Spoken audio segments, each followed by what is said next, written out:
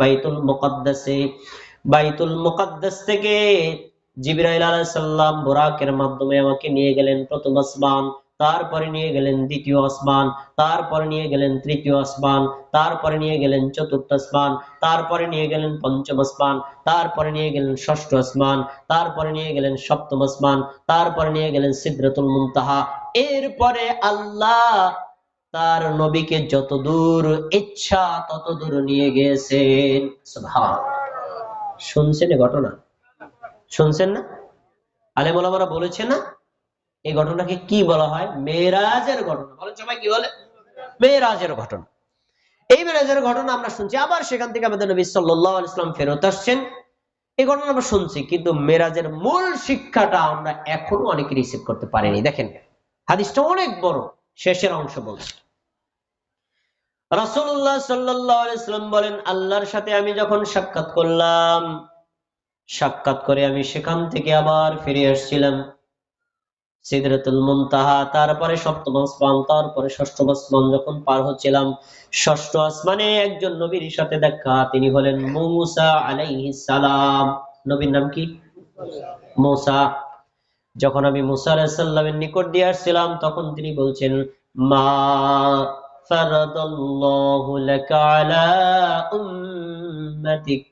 হে মহানবী, বিশ্ব নবী মুহাম্মদ সাল্লাল্লাহু আলাইহি সাল্লাম, আজ এই মহা ঐতিহাসিক রাতে আল্লাহ তাআলা আপনার নিকটে আপনার উম্মতের উপর কি ফরজ করেছেন? প্রশ্ন করেছেন কে? মূসা। খেয়াল করে শুনতে হবে, কে? কার কাছে? আমাদের নবীর কাছে। কার কাছে? আমাদের নবীর কাছে। আমাদের নবী সাল্লাল্লাহু আলাইহি সাল্লাম বলেন, ফারাদাল্লাহু আলাইয়া ফারাদাল্লাহু আলাইয়া 50 সালাতান। আজকের এই মহা ঐতিহাসিক রাতে আল্লাহ তাআলা আমার নিকটে আমার উম্মতের জন্য দিবারাইতি 24 ঘন্টায় 50 ওয়াক্ত নামাজ ফরজ করে দিয়েছেন। কথা বলবেন সবাই, কয় ওয়াক্ত? আমরা পড়ি কয় ওয়াক্ত? বাকি 45 ওয়াক্তর কি হলো, এটা কি আপনাদের জানা আছে? কিছু মনে আছে? একটু মনে করাই। মূসা আলাইহিস সালাম বললেন, ফারজি ইলা রাব্বিক ফাইন্না উম্মাতাকা লা তুতিকু যালিক। এখনই আপনি আপনার রবের কাছে ফেরত যান, আল্লাহর কাছে ফেরত যান। আপনার উম্মত দৈনিক 24 ঘন্টায় 50 ওয়াক্ত নামাজ পড়তে পারবে না। আমাদের নবী সাল্লাল্লাহু আলাইহি সাল্লাম মূসা আলাইহিস সালামের কথা শোনার পরে আল্লাহর কাছে চলে গেলেন। আল্লাহর কাছে গিয়ে বললেন, আল্লাহ আমার উম্মতের জন্য বিধানটাকে সহজ করে দেন। আল্লাহ ওইখান থেকে 5 ওয়াক্ত কমিয়ে দিলেন। 50 থেকে 5 গেলে থাকে কত? 45 ওয়াক্ত। এইভাবে আমাদের মূসা আলাইহিস সালামের কাছে যখন আমাদের নবী আসলেন, মূসা আলাইহিস সালামকে আবার পাঠালেন। এইভাবে 9 বার পাঠিয়েছেন। 9 দিয়ে 5 রে গুণ দেন। এই পিছনে শোনেন না সবাই। 9 দিয়ে 5 রে গুণ দিলে কত হয়? 45 ওয়াক্ত কমে গেল। 5 ওয়াক্তের বিধান নিয়ে যখন আসছিলেন, তখন মূসা আলাইহিস সালাম জিজ্ঞেস করলেন, কি আছে? তখন তিনি বললেন, 5 ওয়াক্তের বিধান আছে। এই কথা শোনার পরে তিনি বলছেন, আবারও যান, এটাও পারবে না, এটাও কমায় আনেন। 5 ওয়াক্তও পারবে না, আরো কমায় আনেন। কারণ আপনার উম্মত গোসল করবে, পেশাব করবে, পায়খানা করবে, খাবার খাবে, ব্যবসা বাণিজ্য করবে, রিজিকের সন্ধানে যাবে, জমিতে যাবে, এত ওয়াক্ত নামাজ কেমনে পড়বে? আপনি যে কমায় আনেন। আলেম ওলামারা হাদিসটা আপনাদেরকে বলেছেন। আমি এই কথাটা কেন বলছি? এখান থেকে একটা শিক্ষা আছে, যে শিক্ষা আমরা কেউ গ্রহণ করতে পারি নাই। রাসূলুল্লাহ সাল্লাল্লাহু আলাইহি ওয়াসাল্লাম বললেন, ফাস্তাহিয়াইতু রাব্বি, আমি আমার রবের কাছে বারবার যেতে লজ্জা পাই, শরম পাই। আমি যদি আমার আল্লাহর কাছে আবার যাই, আমার উম্মতের জন্য বিধান আরো কমবে, আর বিধান যদি কমে, আমার উম্মত আদায় করবেও কম, নেকিও পাবে কম।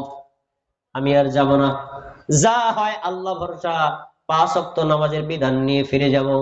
যখন এই কথা আমাদের নবী মূসা আলাইহিস সালামকে বলেছেন, তখন আরশ থেকে ডেকে আল্লাহ তাআলা আমাদের নবীকে একটা ওহী করেছেন। মূসা আলাইহিস সালাম উপস্থিত থাকতে মূসা আলাইহিস সালামও শুনেছেন, জিবরাইলও শুনেছেন, আমাদের নবীও শুনেছেন। এই বাক্যটাই হলো মেরাজের ঘটনার আসল শিক্ষা।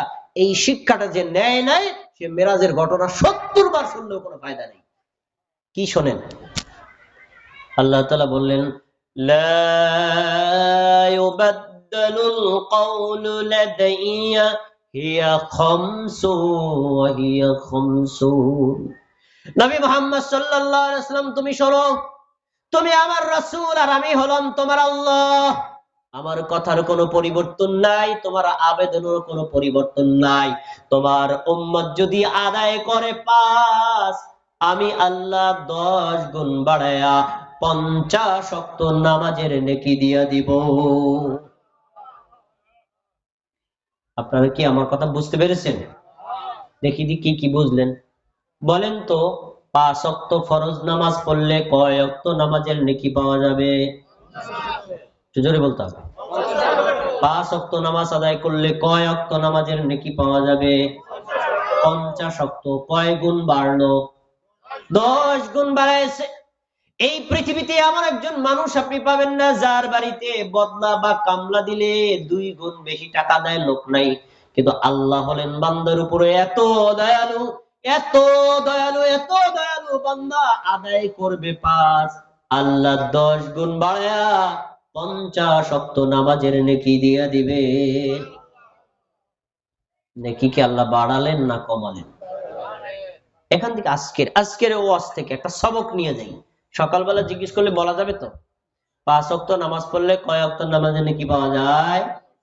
আমি হাদিস পড়ে তারপরে বলেছি, আলেমরা তো জানে, আপনারা পড়েন নাই। আমার আত্মবিশ্বাস, আপনাদের আত্মবিশ্বাসের মধ্যে একটু ঘাটতি আছে, আপনারা শুনেছেন, কিন্তু আমি শতভাগ বিশ্বাসী এই হাদিস বিশ্বাসের সাথে কোন নারী আর কোন পুরুষ যদি শোনে তাহলে সে আর নামাজ ছেড়ে দেওয়ার কথা না। কিন্তু হাদিসের জায়গায় হাদিস আছে, কেউ তো আমল করে না। আচ্ছা, এখান থেকে আরো কয়েকটা শিক্ষা নেই। আল্লাহ নবী সাল্লাল্লাহু আলাইহি সাল্লামের নিকটে ইসলামের যত বিধান, সবগুলো বিধান আল্লাহ জিবরাইলকে পাঠিয়ে দিয়েছেন, যাও গিয়ে নবীকে গিয়ে শোনায় আসো, আয়াত শোনাও, বুঝাই দিয়ে আসো। হ্যাঁ, সবাই কি আমার কথা শুনতেছেন? কাকে পাঠাইছেন? কার কাছে? তাহলে বিধানটা আয়েশা পৌঁছাইলো কোথায়? জমিনে। কোথায়? জমিনে। আসছে কোথা থেকে? আরশ থেকে। খেয়াল করে শুনবেন। কিন্তু একটা বিধান আছে, যেই বিধানটা আল্লাহ তাআলা জিবরাইলের মাধ্যমে জমিনে পাঠান নাই, উল্টা করছেন। উল্টা কি?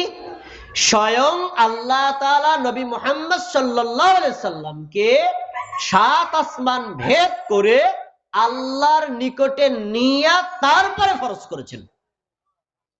তাহলে অন্যান্য বিধান আর নামাজের বিধান কোনটার গুরুত্ব বেশি? কোনটার গুরুত্ব বেশি? আমাদের দেশের লোক অনেকে দেখবেন জাকাতে কাপড় চোপড় দেয় না, কিন্তু আসলে কাপড় চোপড় দেওয়া উচিত না, টাকা দেওয়া উচিত। তা জাকাতের কাপড় চোপড় বাড়িতে বাড়িতে পৌঁছাই দিয়েছে একটা জিনিস, আর তার এক আত্মীয় আছে, তাকে ডাইকা আনছে, ভাই আমাদের বাড়িতে বেড়াইতে আসেন, আসলো, তারপরে তাকে একটা কাপড় দিল, বাড়িতে এনে তারপরে দিল। ভাই, দুইটার মধ্যে পার্থক্য আছে না নাই? আছে না পার্থক্য? ইসলামী বিধান অনুযায়ী আমরা সবাইকে সব বিধান মূল্যায়ন করি, কিন্তু খেয়াল করেন প্রত্যেকটা বিধান আল্লাহ জিবরাইলকে বলছে যাও নবীকে শুনে আসো, আর সালাতের ব্যাপারে বলছে নবীকে নিয়ে আসো, তুমি না, আমি ফরজ করব। তাহলে কি নামাজের গুরুত্ব কম না বেশি? আচ্ছা, এখান থেকে আরো শিক্ষা নেন। মেরাজের রাতে আল্লাহ তাআলা নবী মুহাম্মদ সাল্লাল্লাহু আলাইহি সাল্লামের উপর নফল নামাজ ফরজ করেছেন না ফরজ নামাজ ফরজ করেছেন? কি ফরজ করেছেন? ফরজ নামাজ। তাহলে মেরাজের আসল শিক্ষা হলো ফরজ নামাজ আদায় করা। আমাদের সমাজে দেখা যায় মেরাজ উপলক্ষে বিভিন্ন মসজিদে খিচুড়ির আয়োজন, জিয়াফাতের আয়োজন, খাবারের আয়োজন, মিষ্টির আয়োজন, দোয়ার আয়োজন, মুনাজাতের আয়োজন, হুজুরের বয়ান বক্তব্য, অনেক কিছু। বয়ান বক্তব্য শুনে খিচুড়ি খাইলেন, ভাই এসা নামাজ পড়ছেন, কাই পড়ি নাই। উনি কি মেরাজের আসল শিক্ষা পাইছে? পায় নাই। আল্লাহ করেছেন ফরজ নামাজ ফরজ। তো যে লোকটা প্রতিদিন 5 ওয়াক্ত ফরজ নামাজ আদায় করবে, সে যদি মেরাজের রাতে কোনোদিন ওয়াজ নাও শুনে, ওখানে যদি নাও বসে, তাহলে সে আসল শিক্ষা গ্রহণ করলো। আর এই লোকটা যদি ফরজ নামাজ আদায় না করে আর মেরাজের সারা রাতে সে নফল ইবাদত করে, মেরাজের আসল শিক্ষাই পাইল না। আপনারা কি আমার কথা বুঝতে পেরেছেন? এবার আরেকটু আগান। রাসূল সাল্লাল্লাহু আলাইহি ওয়াসাল্লামকে আল্লাহ তাআলা নিয়েছিলেন প্রথম আসমান থেকে বের করে 7 আসমানের উপরে। কার কাছে নিয়েছিলেন বলতে পারেন? কার কাছে নিয়েছিলেন? আল্লাহর কাছে। তাহলে এখান থেকে আমরা একটা শিক্ষা পাই, আল্লাহ রাব্বুল আলামিন হলেন আরশ ইস্তাওয়া, আরশের উপরে। আল্লাহ কোথায় আছেন? আরশের উপরে। আল্লাহ তাআলা সব জায়গাতে যদি থাকেন, তার নবী যেখানে ছিলেন সেখানেও তো আল্লাহ আছেন, তাহলে তাকে কেন নিলেন? উত্তর, আসলে আল্লাহ আছেন আরশের উপরে সত্যগতভাবে, কিন্তু আল্লাহর জ্ঞান, আল্লাহর পাওয়ার, আল্লাহর ক্ষমতা, আল্লাহর বিচক্ষণতা প্রত্যেকটা জায়গায় বিদ্যমান। এমনকি আটলান্টিক মহাসাগরের লক্ষ লক্ষ মাইল নিচে একটা কীট পতঙ্গ যদি খায়াও থাকে, না খায়াও থাকে, খোঁজ খবর জানে কে? সবাই কথা বলে না, জানে কে? তিনি হলেন আমাদের আল্লাহ। আমরা তাহলে সালাতের একটা ফজিলাত নেই। 5 ওয়াক্ত ফরজ নামাজ পড়লে কয় ওয়াক্ত নামাজের নেকি পাওয়া যাবে? এক। এবার আসুন, কেউ যদি 5 ওয়াক্ত ফরজ নামাজ আদায় করে, আল্লাহ রাব্বুল আলামিন ওই ব্যক্তির জন্য জান্নাতের ফয়সালা করে দিবেন। জান্নাতের মধ্যে কিন্তু ভাগ আছে 8টা স্তর। তার ভিতরে সবচেয়ে উত্তম স্তরের নাম হলো জান্নাতুল ফিরদাউস। উত্তম স্তরের নাম কি? টপ লিস্টের সুপ্রিম পাওয়ারের জান্নাত, যেটা আরশের নিচেই অবস্থিত। এই জান্নাত আল্লাহ তাদেরকে দিবেন যারা নামাজের হেফাজত। দলিল সূরাতুল মুমিনুন 9, 10 এবং 11 নম্বর আয়াত। আল্লাহ তাআলা বলেন, ওয়াল্লাযীনা হুম আলা সালাওয়াতিহিম ইউহাফিজুন। যে সকল নারী, যে সকল পুরুষ, সে যদি মুমিন হয়, সে যদি মুসলিম হয়, কোন মুমিন নারী পুরুষ যদি 5 ওয়াক্ত সালাতের হেফাজত করে, এটা তার গুণ। এরপরে শোনেন, যদি এই গুণ সে অর্জন করে, উলাইকা হুমুল ওয়ারিসুন, তারাই হলো ওয়ারিস। আমি আরবি শব্দটাই বললাম, বাংলায় উত্তরাধিকারী। একটু বলেন তো, তারাই হলে মানে কি? ওয়ারিস, উত্তরাধিকারী। আমরা ওয়ারিস শব্দটা বুঝি, আমি মারা গেলে আমার সন্তান আমার সম্পদের ওয়ারিস হয়, মানে সম্পদের মালিক হয়, এটা বললেন। যারা নামাজের হেফাজত করে তারা হলো ওয়ারিস। এবার 11 নম্বর আয়াত আল্লাহ বলছেন, الذين يرثون الفردوس هم فيها خالدون। যারা 5 ওয়াক্ত ফরজ নামাজের হেফাজত করে, আল্লাহ তাআলা তাদেরকে জান্নাতুল ফিরদাউসের ওয়ারিস বানায়া দিয়েছেন। কোন জান্নাতের ওয়ারিস? কথা বলেন সবাই। জান্নাতুল নামটা সবাই বলেন না, নামটা মুখস্থ রাখা দরকার। জান্নাতুল ফিরদাউস বলেন, আলাহা, এটা হলো টপ লিস্টের জান্নাত, এর উপরেই হলো আল্লাহর আরশ। তাহলে এই জান্নাতের মান, মর্যাদা, নিয়ামত কম না বেশি? তো আল্লাহ বলছেন, নামাজের হেফাজত করে যারা, জান্নাতুল ফিরদাউসের উত্তরাধিকারী হলো তারা। কোরআনের আয়াত। সন্দেহ আছে ভাই? সন্দেহ। এখন প্রশ্ন থাকতে পারে, কয় দিনের জন্য আল্লাহ জান্নাত দিবে? পরে বলছেন, হুম ফিহা খালিদুন। যে সকল মুমিন নারী পুরুষরা নামাজের হেফাজত করবে, নামাজ আদায় করবে, আল্লাহ তাআলা তাদেরকে জান্নাতুল ফেরদাউস দিবেন। একদিনের জন্য না, চিরদিনের জন্য তারা অমর হয়ে জান্নাতে থাকবে। সুবহানাল্লাহ। আমরা জান্নাত চাই নাকি চাই না? তাহলে নামাজের হেফাজত করতে হবে, মানে নামাজ আদায় করতে হবে। সুনানে আবু দাউদ 430 নম্বর হাদিসটা খুলে দেখেন। قال أبو قتادة رضي الله تعالى عنه قال رسول الله صلى الله عليه وسلم। আবু কতাদা রাদিয়াল্লাহু আনহু বলেন, রাসূল সাল্লাল্লাহু আলাইহি ওয়াসাল্লাম বলেছেন, ইন্নী ফারাদতু আলা উম্মাতিকা খামসা সালাওয়াত। আল্লাহ বলেছেন, নিশ্চয়ই আমি তোমার উম্মতের উপর দিবারাত্রি 24 ঘন্টায় 5 ওয়াক্ত নামাজ ফরজ করেছি। নামাজ ফরজ করেছেন কে? হুজুরে, আলেমে, মুফতি মাওলানারা, সাহাবীরা, নবীরা। কে করছেন? স্বয়ং আল্লাহর বিধান। তো বলছেন, আমি আল্লাহ তোমার উম্মতের উপর দিবারাত্রি 24 ঘন্টায় 5 ওয়াক্ত নামাজ ফরজ করেছি। ফরজের সাথে আমি একটা শর্ত দিয়েছি, আন্নাহু মান জাআ ইউহাফিজ আলাইহিন্না লিওয়াকাতিহিন্না আদখালতুহুল জান্নাহ। নবী মুহাম্মদ সাল্লাল্লাহু আলাইহি ওয়াসাল্লাম, তুমি শোনো, তোমার উম্মতের মধ্যে কোন আল্লাহর বান্দা, কোন আল্লাহর বান্দি, কোন নারী, কোন পুরুষ যদি 5 ওয়াক্ত নামাজ ওয়াক্ত মতো আদায় করে, নামাজ কাজা না করে, আমি আল্লাহ নিজ দায়িত্বে তাকে জান্নাতে প্রবেশ করায় দিব। তাহলে জান্নাতে নেওয়ার দায়িত্ব কার? জান্নাতের মালিক কে? জাহান্নামের মালিক কে?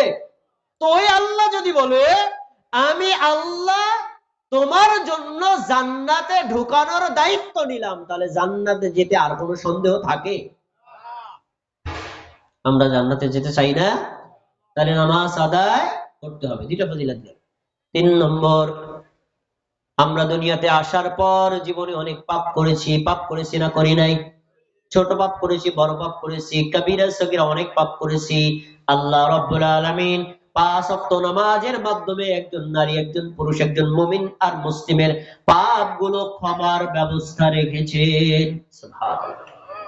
কে ক্ষমা করে দিবেন? পাপ ক্ষমা করে দিবেন কার? যে নামাজ পড়বে তার, মুসল্লির।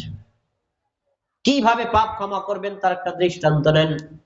নবী সাল্লাল্লাহু আলাইহি ওয়াসাল্লাম বলেছেন, "আস-সালাওয়াতুল খামসু ওয়াল জুমআতু ইলাল জুমআ ওয়া রামাদানু ইলা রামাদান।" 5 ওয়াক্ত নামাজ যদি কোনো আল্লাহর বান্দা আর বান্দি আদায় করে, 5 ওয়াক্ত নামাজ আদায় করতে সর্বোচ্চ সময় লাগে 1 ঘন্টা। আর যদি দ্রুত করে তাহলে কম। আমি ধরলাম 1.5 ঘন্টা, মনে করেন 1.5 ঘন্টা সময় ধরলাম, কিন্তু দিবারাত্রি 24 ঘন্টা থেকে 1.5 ঘন্টা গেলে বাকি সময়টা মানুষ অন্যান্য কাজে ব্যস্ত থাকে। রাসূল সাল্লাল্লাহু আলাইহি ওয়াসাল্লাম বলেন, কেউ যদি 5 ওয়াক্ত নামাজ আদায় করে, এই নামাজের বাইরের সময়ে ওই নামাজের কারণে মধ্যবর্তী পাপগুলো আল্লাহ ক্ষমা করে দিবেন। কিভাবে ক্ষমা করবেন? একটু আগে পড়লেন এশা নামাজ, তারপরে পড়বেন ফজর নামাজ। এশা থেকে ফজরের মাঝখানে কোনো পাপ হলে ফজর আবার জোহর পড়বেন 2 ওয়াক্তের মাঝখানে, জোহর আবার আসর পড়বেন 2 ওয়াক্তের মাঝখানে, আসর আবার মাগরিব পড়বেন 2 ওয়াক্তের মাঝখানে, মাগরিব থেকে এশা পড়বেন 2 ওয়াক্তের মাঝখানে। আপনার দ্বারা যদি ছোট ছোট পাপ হয়ে যায়, নামাজের কারণেই ক্ষমা করে দিবেন কে? আমাদের পাপ ক্ষমা হোক, চাই না? আমরা চাই না? তাহলে নামাজ পাপ ক্ষমা নেওয়ার একটা মাধ্যম। গ্রামের মানুষ, তো একটু গ্রামের কথা বলি। আমরা 5 ওয়াক্ত নামাজ জামাতের সাথেই পড়বো, এটি হলো মূল চাহিদা। কিন্তু কেউ যদি একদম দূরে গ্রামে জমিতে বিলের মধ্যে গিয়ে কাজে যায়, তখন যদি নামাজের ওয়াক্ত হয়ে যায়, মসজিদে না আসলেও ওইখানেও যদি সে নামাজটা ওয়াক্ত মতো পড়ে নেয়, আল্লাহ তার পাপও ক্ষমা করবেন, জান্নাতও দিয়ে দিবেন। সুনানে আবু দাউদের হাদিস, রাসূল সাল্লাল্লাহু আলাইহি ওয়াসাল্লাম বলেন, ইয়া'জাবু রাব্বুকুম মিন রা'ইন গানামিন ফি শাদিয়াতিন মিন জাবালিন নামার। সাহাবীরা শোনো, তোমাদের মধ্যে একজন রাখাল যদি বিলের মধ্যে চলে যায়, সেখানে এই গরু ছাগল উট গুলো চড়ায়, একদম দীর্ঘ এলাকায় চলে গেছে, এখন সেখানে যদি তার নামাজের ওয়াক্ত হয়, নামাজের ওয়াক্ত হওয়ার সঙ্গে সঙ্গে মসজিদে আসে না, বরং ওইখানে দাঁড়ায়া, ওইখানে জমিনের আইলে দাঁড়াইয়া লোককে যদি আজান দেয়, মসজিদ না কিন্তু খোলা মাঠে আজান, ফায়ুআযযিনু, ওখানে যদি আজান দেয়, ওয়ায়ুকিমুস সালাত, এবং ওই জমির আইলে দাঁড়াইয়া, ওখানে জমিতে দাঁড়াইয়া যদি সালাত কায়েম করে, আল্লাহ তাআলা আরশের উপরে ওই দৃশ্য দেখে খুশি হন না বেজার হন? এমন খুশি হন, তখন আল্লাহ তার আরশের চতুর্পাশের ফেরেশতাদেরকে ডেকে বলেন, উনজুরু ইলা আবদি হাদা। ফেরেশতারা, তোমরা বলছিলা মানুষকে সৃষ্টি করার দরকার নাই, তাকায় দেখো বিলের মধ্যে কোনো মানুষ নাই, ও যদি নামাজ আদায় না করে কেউ তারে জিজ্ঞেস করবে না, আজান যদি নাও দেয় কেউ তাকে জিজ্ঞেস করবে না, ইকামত যদি নাও দেয় কেউ তাকে জিজ্ঞেস করবে না, কিন্তু শিয়াকাফু মিন্নি, ওই জায়গায় দাঁড়ায় আমার বান্দা আমাকে ভয় করেছে, ওয়ায়ুকিমুস সালাত, সালাত কায়েম করেছে, তোমরা সাক্ষী থাকো, ক্বাদ গফারতু লাহু ওয়া আদখালতুহুল জান্নাহ, আমি আল্লাহ বান্দার পাপ ক্ষমাও করে দিলাম, জান্নাতেও প্রবেশ করায় দিলাম। তাহলে নামাজ আদায় করলে সে যদি বিলের মধ্যে একা পড়ে, জামাতেও না পড়ে, ওয়াক্ত মতো নামাজটা আদায় করে, আল্লাহ তার উপর খুশি হয়ে পাপও ক্ষমা করবেন, জান্নাতও দিয়ে দিবেন। তাহলে হাদিস কি পাওয়া গেল? নামাজ পড়লে পাপ, কথা বলেন, নামাজ পড়লে পাপ ক্ষমা হয়। এবার আসুন নামাজের আরেকটা ফজিলত। কোন আল্লাহর বান্দা বান্দি যদি নামাজ আদায় করে, এই আল্লাহর বান্দা বান্দি কিয়ামতের দিন জাহান্নামের আগুন থেকে অতি সহজেই মুক্তি পেয়ে যাবে, অতি সহজে। নামাজ আদায় না করলে জাহান্নাম থেকে মুক্তি পাওয়া অত্যন্ত কঠিন। হাদিস আপনাদের মুখস্থ আছে, সুনান তিরমিজি হাদিস নম্বর 413। আবু হুরায়রা রাদিয়াল্লাহু আনহু বলেন, রাসূলুল্লাহ সাল্লাল্লাহু আলাইহি ওয়াসাল্লাম বলেছেন, ইন্না আউওয়ালা মা ইউহাসাবু বিহিল আবদু ইয়াওমাল কিয়ামাতি মিন আমালিহি সালাতি। কিয়ামতের দিন আল্লাহ রাব্বুল আলামিন বান্দার যত আমল আছে সমস্ত আমলগুলোর আগে কোন আমলের হিসাব নেবেন? কথা বলেন, কোন আমলের হিসাব নেবেন? নামাজের। মানে আমি অনুবাদ করলাম না কেন, হাদিস আপনাদের জানা আছে, আলেমরা বলছে কিয়ামতের দিন সবার আগে কোন আমলের হিসাব হবে? নামাজের। তো সবার আগে নামাজের হিসাব হওয়া মানে কি? নামাজের গুরুত্ব কম না? নামাজের গুরুত্ব কম না? আমি যদি একজন ধরেন আমি 1 মাসের জন্য এক জায়গায় বেড়াতে যাবো, একটা ব্যবসা করি, আমি বাইরে যদি ভাই আপনি ম্যানেজারের দায়িত্ব পালন করেন, করলো, 1 মাস পরে আমি আসছি, আসার পর তাকে বলবো ভাই এই এই বিষয়গুলো আমাদেরকে হিসাব দেন, কি বেচা কিনা হইলো, তা আমি কিছু বাউন্ডারি দেবো, এই হিসাবগুলো আগে দেন, বাকিগুলো পরে বুঝবো, এরকম কিছু বাউন্ডারি দেয় না? যে হিসাবটা আগে চাইছে এটা মনে হয় গুরুত্ব কম না? গুরুত্ব বেশি। আল্লাহ তাআলা কিয়ামতের দিন প্রত্যেকটা আমলের হিসাব করবেন, কিন্তু সবার আগে বলবেন আগে নামাজের হিসাব দাও। এই নামাজের মধ্যে আবার 2 প্রকার, ফরজ আর নফল। এর সবার আগে হিসাব হবে নফলের না ফরজের? ফরজের। ফরজ কয় রাকাত? ফরজ রাকাতগুলো ঠিকমতো আদায় করছি কিনা এটা আগে প্রথম হিসাব হবে। রাসূল সাল্লাল্লাহু আলাইহি ওয়াসাল্লাম বলেন, ফা ইন সালাহাত ফাকাদ আফলাহা ওয়া আনজাহা। কোন আল্লাহর বান্দা বান্দি যদি যোহরে 4 রাকাত, আসরে 4 রাকাত, মাগরিবে 3 রাকাত, ইশায়ে 4 রাকাত, ফজরে 2 রাকাত, এই 17 রাকাত সালাত ঠিকমতো আদায় করে, 17 রাকাতের হিসাব যদি ঠিকমতো দিতে পারে, আল্লাহর রাসূল বলেন কদ আফলাহা ওয়া আনজাহা, এই আল্লাহর বান্দা কিয়ামতের দিন সফল হবে, মানে জান্নাত পাবে, আর এই আল্লাহর বান্দা জাহান্নাম থেকে মুক্তি পেয়ে যাবে। সুবহানাল্লাহ। কিসে থেকে মুক্তি পাবে? জাহান্নাম থেকে মুক্তি পাবে। আফলাহা ওয়া আনজাহা, ওয়া আনজাহা মানে মিনাল নার, জাহান্নামের আগুন থেকে সে বেঁচে যাবে।